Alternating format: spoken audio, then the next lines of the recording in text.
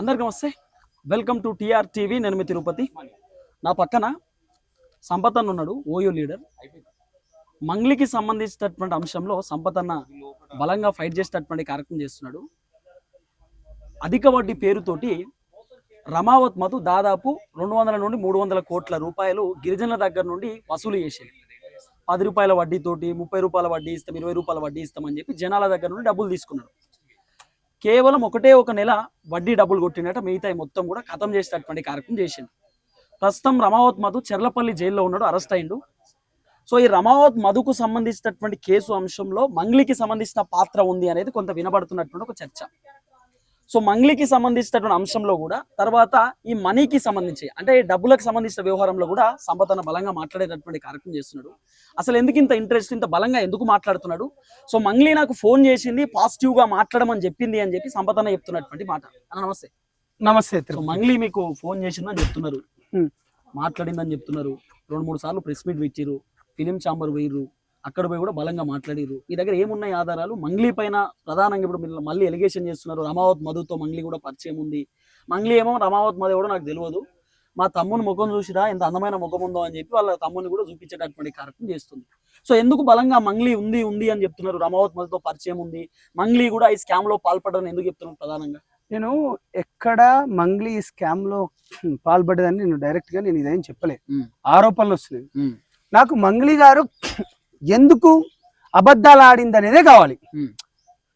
నా క్వశ్చన్ మొత్తం ఒక సైడ్కే, మధుకు నాకు సంబంధం లేదా. ఎప్పుడు ఫోన్ చేసారు మంగ్లీ? నాకు ఇక మీకు డైరెక్ట్ కాలే చూపిస్తా బట్ అది ఇంకా అది ఎందుకు మీకు మీ మీడియా వాళ్ళతో ఎన్నిసార్లు చేసింది ఫోన్? 2 సార్లు చేసిందండి. అప్పుడే తనే ఫోన్ చేసి చెప్పింది. తనకు అన్న నాకు ఇట్లా అంటే ఫస్ట్ నా దగ్గర బాధితులు వచ్చిండ్రు, వాళ్ళకు ఇది నిజమా కాదా ఒక ఆడబిడ్డ పైన మనం ఎట్లా చెప్తాం అనుకున్నాం. దాని తర్వాత కొన్ని రోజులకు తెలిసి దాని తర్వాత ఆమె కాల్ చేసింది, నిజమేంది అబద్ధమేంది తెలుసుకొని నేను చెప్పినాను. ఇది మంగ్లీ గారు నాకు కాల్ చేసింది. ఎంతసేపు మాట్లాడారన్న? ఫస్ట్ సారి ఇన్కమింగ్ 4:10 గంటలకు వచ్చింది, ఇది 5 నిమిషాల 59 సెకండ్లు. దాని తర్వాత ఇంకా రెండోసారి 8 నిమిషాల 46 సెకండ్లు. ఫోన్ చేసి నేను అదే చెప్పబోతున్నా. నాకు ఒకటే బాధ, నాకు ఎందుకంటే బాధితులు నా దగ్గరకు వచ్చిండు. ఫస్ట్ బాధితుడు నా దగ్గరకు వచ్చిండు, అన్న మాకు న్యాయం చేయమన్నాడు. ఇది నిజమా అబద్ధమా కనుక్కొని నేను వేరేటోళ్ళకి చెప్పిన. నేను అప్పటికి చెప్పిన తర్వాత కూడా నేను కనుక్కుంటా అన్నాడు, నీకు కాల్ చేస్తా అనుకుంటా అన్నాడు. చెప్పిన తర్వాత కూడా నాకు చేసిన తర్వాత మేము గతంలో కూడా 13 ఏళ్ళకెళ్ళి తెలుసు. ఏం చెప్పింది? నేను అదే చెప్తున్నాను. తను కాల్ చేసి అన్న నా పైన ఇట్లా నిందారోపణలు వస్తున్నాయి, నేను కావాలని టార్గెట్ చేస్తున్నారు, నేను ఒక బంజారా బిడ్డను అనుకుని లేకపోతే నాకు ఫేమ్ వచ్చింది అనుకుని కావాలని టార్గెట్ చేస్తున్నారు అంటున్నాను. నేను ఒకటే అని చెప్పిన, అప్పుడు కూడా ఒకటే మాట చెప్పిన. ఏమన్నానంటే నువ్వు మాట్లాడేది నిజమా అబద్ధమా, నిజంగా మీద ఏమైనా ఉన్నా కానీ చెప్పండి, లేదన్నా నాకు సంబంధమే లేదు, రమావత్ మధుగానితో సంబంధం లేదు, వాడెవడో కూడా నాకు తెలియదు అన్నది, మైక్రో ఫైనాన్స్ నాకు అసలు సంబంధమే లేదన్నది. అటువంటి ఆడబిడ్డ నేను హైదరాబాద్కి వెళ్ళినప్పుడు లోకల్ నేను హైదరాబాద్కి వచ్చేతోనే నాకు విస్తుపోయే నిజాలు, మధుగానికి కొన్ని కోట్ల రూపాయలు మన బంజారా బిడ్డలు ఇవ్వడం, అట్లా ఒక 4 చనిపోవడం, ఆ మధు మంగ్లీకి సంబంధం లేదనుకున్న కాడ మధు మంగ్లీ వాళ్ళ ఇంటికి పోవడం, మంగ్లీ మధు వాళ్ళ ఇంటికి రావడం, మంగ్లీ వాళ్ళ ఇంట్లో బర్త్డే పార్టీకి మధు పోవడము ఫామ్ హౌస్ లో కూడా జరిగింది. దాని తర్వాత ఇంతకు ముందు మీకు ప్రెస్ మీట్ లో నేను చూపించిన ఆ ఫోటో కూడా మధుతోని డిఫెండర్ కార్ల ఈ శివ పోవడము. ఇదంతా ఏంటిది? డిఫెండర్ కార్ల 2 ఫార్చునర్ ఓపెనింగ్ ప్లస్ ఇక్కడ మాలో మల్లెపల్లి దగ్గర అది నీకు ఫోటో చూపించిన కదా, దాంట్లో కూడా మధుతో పాటు శివ చౌహాన్ని సన్మానించడం. అంటే నాకు అబద్ధం చెప్పినట్టే కదా, అసలు రమావత్ మధుతో సంబంధం అని చెప్పినట్టు. అసలైంది నాకు సంబంధమే లేదన్న ఆమె మంగ్లీ గారు, మరి సంబంధం ఇది ఎట్లొచ్చింది నువ్వు చెప్పాలి కదా. అక్కడ నాకు ఈగో హట్ అయింది. అంటే సంబంధం ఉందిగా, నువ్వు నిజంగానే ఒకవేళ నాకు సంబంధం ఉంది అని చెప్పేస్తే ఓకే అనుకుని, దాని తర్వాత ఒకవేళ తప్పులు మనుషులు చేస్తారు, కానీ ఇవి ఇంత పెద్ద తప్పులా? ఇంతనా? 4 ఆ మధుగానికి డబ్బులు ఇచ్చినోడు దగ్గర నేను మీకు చూపించిన ఇంతకు ముందు కొన్ని కోట్ల రూపాయలు కదా, ఉమ్. కేవలం ఒకే ఒక ఊర్లోకి వెళ్ళి 35 కోట్ల రూపాయలు కదా. ఓకే. ఇవన్నీ చెప్పాల్సిన అవసరం ఉంది. ఉమ్.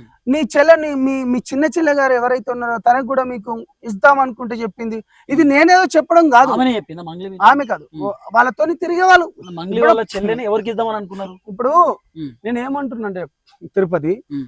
నువ్వు ఎటువంటి ఓనువో నీ పక్కన అడిగితే తెలుస్తుంది, అవును. కెమెరామ్యాన్ కి తెలుస్తుంది, ఉమ్. నీ కార్ డ్రైవర్ కి తెలుస్తుంది, ఉమ్. నువ్వు పక్కన ఛానల్ తో తిరిగితే ఇప్పుడు అనిల్ అని ఉన్నాడు, ఉమ్. ఆనేకు తెలుస్తాయి. జనరల్ గా మీరు అనుకుంటాం కానీ విషయాలన్నీ బయటకు వచ్చేస్తూనే ఉంటాయి. అవును. నేను మీకు విత్ ప్రూఫ్స్ కూడా చూపిస్తున్నా. ఉమ్. నాకు ఏమో చెప్పిందేమో నాకు వాడు ఎవడో సంబంధం లేదన్నాడు, నాకు కాదు కదా. ఉమ్. నువ్వు డైరెక్ట్ పంజాగుట్ట ప్రెస్ మీట్ లో ఉమ్. చెప్పేటప్పుడు కూడా ఉమ్. మధుగాంతో నాకు సంబంధం లేదు, ఎవరో తెలియదు, ఆయన గలవ నీకు వచ్చిండ. ఆ, నాకు సంబంధం లేదు. ఉమ్. దాని తర్వాత మీకు చేతులెత్తి దండం పెడుతున్నా, ఉమ్. ఒక ఆడబిడ్డని ఇట్లా చేద్దాను, ఉమ్. మరి అనవసరంగా శ్రీముఖి పేరుని ఎందుకు తీసుకొచ్చిన?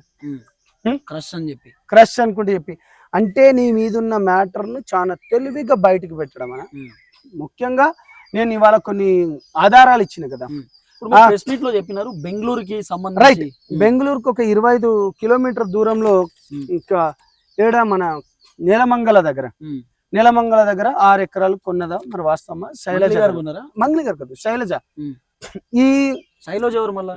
అదే అక్కడికే చెప్తున్నా. ఉమ్. ఎవరు మన ఈ మంత్రి వాళ్ళ మనవాడు ఎవరైతే ఉన్నాడో ఉమ్. అతని దగ్గరికి వెళ్ళి వీళ్ళు 80 లక్షలు తీసుకున్నారు. ఎవరు? 80 లక్షలు తీసుకునే క్రమంలో ఉమ్. మధుతో పాటు ఈ శివ, ఈ మంగళి వాళ్ళ తమ్ముడు, ఉమ్.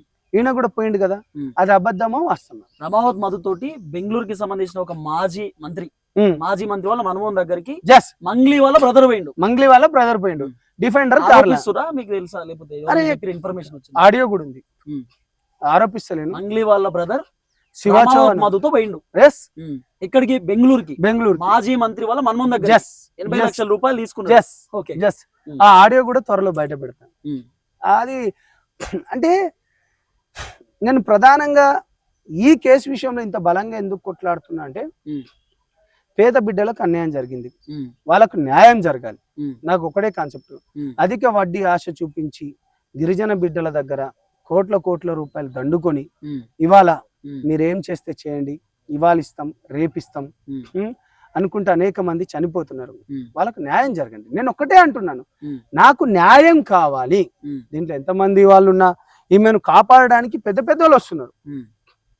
నాకు కొన్ని రోజుల తర్వాత మరి ఈ కేసు ఉంటుందో ఉండదో కూడా నాకు అంటే ఎట్లా ఉంటారు. మీకు తెలియదు ఏమిటో, మీరు మీడియాలో ఉన్నారు కదా.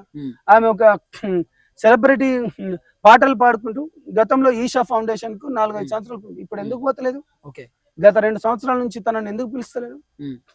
అదే కదా నేనేమంటున్నా అంటే, ఈ కేసులో నిజాలు బయటికి రావాలి. ఎంతమంది ఉన్నారు మీ దగ్గర బాధితులు, మిమ్మల్ని అప్రోచ్ అయిన వాళ్ళు?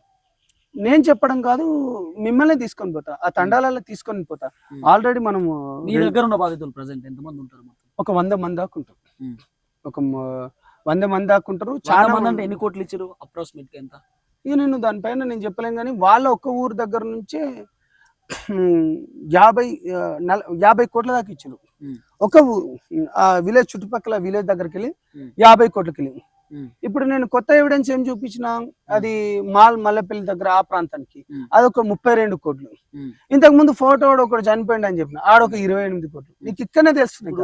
ఒకటి ఏం నడుస్తుందంటే బయట నార్మల్ గా నేను చెప్తున్నా, సంపదన్న ఇంత బలంగా మాట్లాడడానికి గల కారణం కొంచెం ఇప్పుడు ట్రెండింగ్ లో ఉంది టాపిక్ కాబట్టి, ఆ టాపిక్ లో మాట్లాడితే ఇంకా బలంగా ట్రెండ్ అవుతుంది టాపిక్, మనం కూడా ఆ టాపిక్ లో ఉండొచ్చు అని చెప్పి మాట్లాడుతున్నాడు అనేది ఒక చర్చ. తిరుపతి, మీరు కొంతమంది ఛానల్ దగ్గరికి వెళ్ళి మిమ్మల్ని నేను చూస్తున్నాను. నేను ఎటువంటి వ్యక్తితో మీకు అందరికి బాగా తెలిసింది. నా పైన ఒక కాంట్రవర్సీ ఉన్నా కానీ మీరు చూపెట్టండి, నేను దాన్ని ఒప్పుకుంటాను. నేను నా దగ్గరికి వచ్చింది కేసు అంటే వాడి జీవితం సంకనాకపోయినప్పుడు వస్తుంది, ఎవడు పట్టలేంది. ఇట్లా పెద్ద కేసులు తీసుకుపోయినా 10,000 కోట్ల రూపాయల ట్రాన్సాక్షన్స్ ఇవేవి మన ఇంజనీరింగ్ కాలేజీలో అధిక ఫీజు వడ్డీతో అన్నప్పుడు వాళ్ళంతటా వాళ్ళు అరే పిచ్చోడ ఏం కొట్లాడుతూ ఇంత తీసుకుంటేనే నేను హైకోర్టులో వేసిన మెంటల్ గాని. ఇప్పుడు ఇంకోటి అభిషేక్ నాయక్ ఉన్నాడు కదా, అభిషేక్ నాయక్ ఒక ఇంటర్వ్యూ ఇచ్చిండు మన రగన్న ఛానల్ లో, ఇంటర్వ్యూ ఇచ్చిండు, రగన్నతో మాట్లాడిండు. ఆ ఇంటర్వ్యూలో పర్టికులర్ గానే చెప్పింది ఏంటంటే, నేను 4 సార్లు కలిసిన రమావత్ మధుకు మంగ్లీ ఎవరో తెలియదు, నన్నే పరిచయం చేసిండు. ఎంత స్క్రిప్ట్ ఇదంతా ఆయన చెప్పింది నిజం కదా? ఇదంతా పూర్తిగా స్క్రిప్ట్.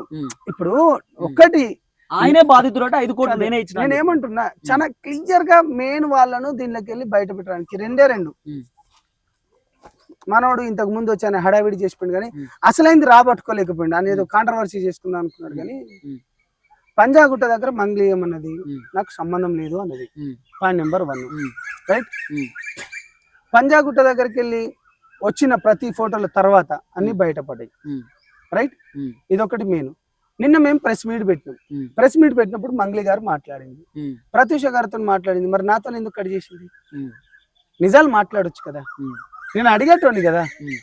నన్ను ఎందుకు ప్రెస్ మీట్ లో మంగ్లీనే ఫోన్ చేసింది డైరెక్ట్ కదా, మంగ్లీ గారే ఫోన్ చేసింది. అంటే ఇట్లా పాజిటివ్ మాట్లాడింది నా గురించి అని చెప్పి. ఆమె ఎవరో కాంగ్రెస్ లీడర్ వాళ్ళది, వాడే మొత్తం చేస్తున్నాడు. వాడి నెంబర్ తీసుకొని ప్రత్యూష గారికి కాల్ చేసింది. అమ్మ నువ్వు నాకు అంటే నేను తీసుకొని నేనమ్మ సంపత్ నాయక్ని మాట్లాడాను వెంటనే కాల్ కట్ చేసింది. నువ్వు ఎందుకు కట్ చేసినావు, నా కాల్ ఎందుకు కట్ చేసినావు? ఒకవేళ నువ్వు నిజంగా నువ్వు నాతోని అబద్ధాలు చెప్పేయాలని మాట్లాడిన చూడు, నాకు అక్కడ నచ్చట్లేదు మంగ్లీ, నాకు అక్కడ అస్సలు నచ్చట్లేదు. నువ్వు నిజంగా నిజం చెప్తే వాళ్ళ పేద బిడ్డలకు మనమైన పోయి న్యాయం చేపించేటోళ్ళం కదా, ఇది తప్పు కాదు. హేమకాంత్ రెడ్డి ఉన్నాడని అనుకుంటారు దీంట్లో మీరు? హేమకాంత్ రెడ్డి 100% గురించి మీరు మాట్లాడుతున్నారు అన్ని ఛానళ్లలో. ఎందుకు మాట్లాడిన హేమకాంత్ రెడ్డి అని ఇంతకు ముందు ప్రెస్ మీట్ లో పెట్టినప్పుడు, ప్రెస్ మీట్ లోనే అంటే మీ ఒక్క ఛానల్ కానీ ఇప్పుడు అతను ఒక క్వశ్చన్ అడుగుతాడు, ఇతను వస్తాడు, కొంతమంది కాంట్రవర్సీకి అంటే సబ్జెక్ట్ తీసుకుంటలేరు. హేమకాంత్ రెడ్డి కూడా ఉన్నాడు దీంట్లో? ఉన్నాడు కదా. మరి ఆయన అంటున్నాడు బెంగళూరుకు పోయినప్పుడు 80 లక్షలు తీసుకున్న దాంట్లో కూడా హేమకాంత్ రెడ్డి కూడా ఉన్నాడు కదా. హేమకాంత్ రెడ్డి, రమావత్ మధు, మంగ్లీ వాళ్ళ బ్రదర్ శివ, ముగ్గురా. ఈ ఆడియో కూడా ఉన్నది. ఆడియో కూడా నేను మీకు అది టైం వచ్చినప్పుడు డెఫినెట్ గా అన్ని బయట పెడతాం. ఆడియో అంటే రమావత్ మధు మాట్లాడిందా లేకపోతే ఎట్లా? అంటే నార్మల్ బాధితుడు ఎవరైతే 80 లక్షలు ఇచ్చిందని చెప్పిన కదా, అతని దగ్గరది వాళ్ళు ఉన్నప్పుడు కాల్ చేసిందా? కాల్ చేసిండు. తమ్మునితో మాట్లాడేటప్పుడు అదంతా తీసుకున్నాం. యాక్చువల్ గా ఇలా అది ఆ ల్యాండ్ కూడా ఎక్కడ ఉందో కూడా అది మీకు చెప్పాల్సింది. అది ఇంకా అది డీటెయిల్స్ ఏమన్నా డీటెయిల్స్ ఇచ్చిండు, దాన్ని ఇచ్చిండు. అది పేపర్ ఇక మళ్ళీ వేరే దగ్గరికి వెళ్ళి కాబట్టి అప్పుడప్పుడు అని అందుకునేది రాలేదు. సో ఫైనల్ గా ఏం చెప్తారన్న మంగ్లీకి సంబంధించిన ఇష్యూ కానీ రమావత్ మధుకు సంబంధించిన ఇష్యూ? ఏం చెప్తాం, నిజాలు బయటికి రావాలి, బాధితులకు న్యాయం జరగాలి.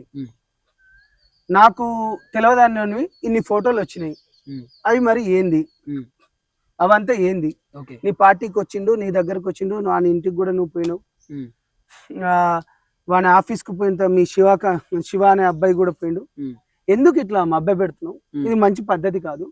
ఇప్పటికైనా న్యాయం జరగాలి. అనేక మంది చనిపోతున్నారు. మీ ఛానల్ ద్వారా నేను ఒకటే వేడుకుంటున్నాను, అదేవిధంగా పేద బిడ్డలారా మోసపోకండి. డబ్బులు ఎంతో కష్టపడితే వస్తారు, రెక్కాడితే డొక్కాడకుండా ఒక 1000 రూపాయలు రావాలంటే అంత ఈజీ కాదు. మీకు చేతులెత్తి దండం పెడుతున్నాను, రిక్వెస్ట్ చేస్తున్నాను, మోసపోకండి. అధిక వడ్డీ శాతం, ఆ 10%, 20% ఎవడైనా ఇస్తా అన్నా కానీ అదంతా అబద్ధం. దాన్ని మీరు నమ్మి మోసపోవద్దని, దీనిలో నిజాలు బయటికి రావాలి. త్వరలోనే సిబిఐతో పాటు రాష్ట్ర డీజీపీ కూడా కలిసి దీనిపైన సమగ్ర విచారణ జరిపించాల్సిందిగా కోరబోతున్నాం. థ్యాంక్ యూ సో మచ్ అన్న. Thank you. చూద్దాం ఏం జరగబోతుందో.